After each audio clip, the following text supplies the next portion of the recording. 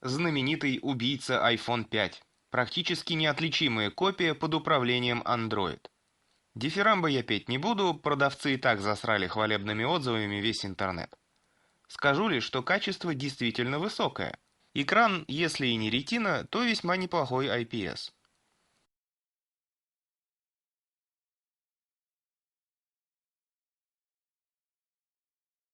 Интерфейс максимально похож на iOS. Однако доступен Android-магазин, и все приложения скачиваются и прекрасно запускаются.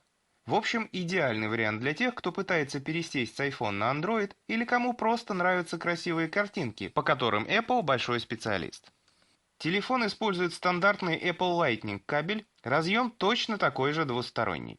Подходят и многие другие аксессуары от iPhone, пленки, чехлы, зарядки и так далее. Короче, копия действительно точная, а православный Android не может не радовать.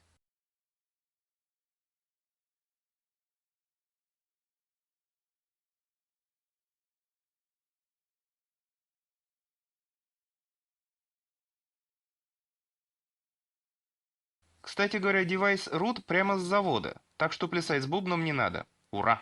По интерфейсу небольшие нарекания есть. В частности, слайдеры работают как кнопки, а выглядят как слайдеры, и тянуть их влево-вправо бессмысленно. Есть едва заметный лаг при скролле влево и вправо, но буквально чуть-чуть, и, возможно, имеет под собой программную природу, которую могло бы исправить следующее обновление прошивки, что в мире китайских устройств большая редкость. Еще залоченный, именно залоченный, телефон почему-то долго просыпается.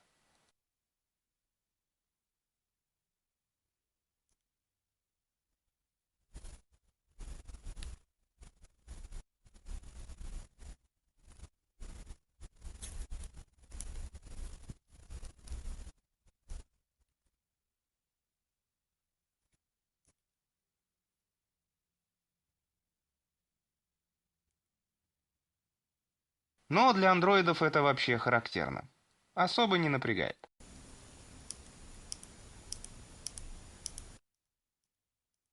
В общем, приятный аппарат. За минимальные деньги тебе и 4 ядра, и 2 гига оперативки, и 32 гига на флешке.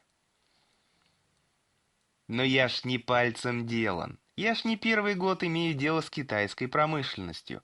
Нутром чувствую, что где-то наебали. Первый закономерный кандидат – встроенная карта памяти. Китайцы уже много лет наводняют рынок плеерами и картами памяти, которые вроде определяются как 32 гига, но на деле там в лучшем случае 4, а остальное при записи просто пропадает. Данный телефон не исключение. В информации о себе он гордо пишет, что имеет на борту 32 гига памяти, 23 из которых доступно. А вот сторонняя утилита по системной информации показывает лишь 2 гига на первой, да около 8 на второй карте памяти. Заходим в заводское меню телефона. И правда, две карточки, одна 2, вторая 8 гиг.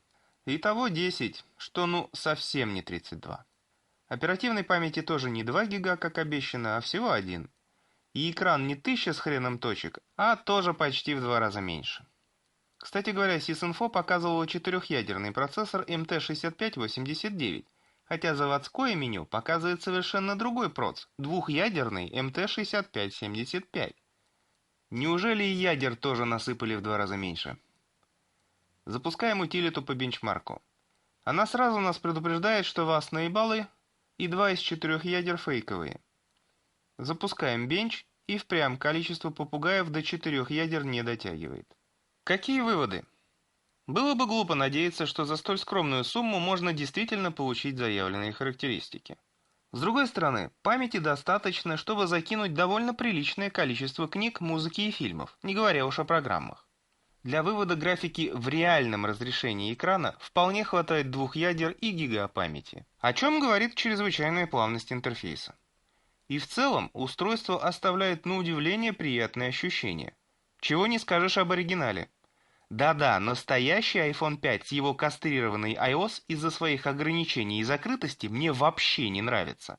А этот китаец под андроидом вполне симпатичен технически, а внешний вид у них одинаковый. Так что покупкой я в целом доволен. Неприятно, конечно, что китайцы старательно пытались обмануть, но в общем-то это было ожидаемо. Так что если соберетесь покупать китайский телефон с проверкой, то первым делом проверяйте сервисное меню и используйте тестирующие программы, чтобы сразу выявить, чем реальная конфигурация отличается от рекламной.